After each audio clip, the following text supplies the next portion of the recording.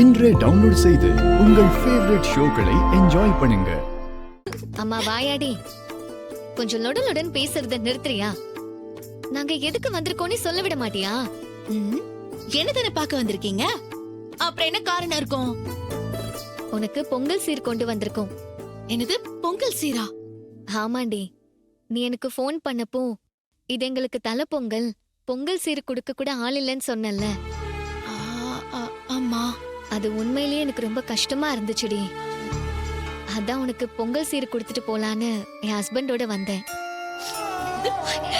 ஏய் மீனாட்சி,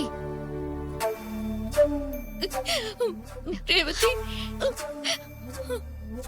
ஏய் இப்ப நீ எதுக்கு அழற? நாங்க லவ் பண்ணி வீட்டை விட்டு ஓடி வந்து கல்யாணம் பண்ணிக்கிட்டோம்.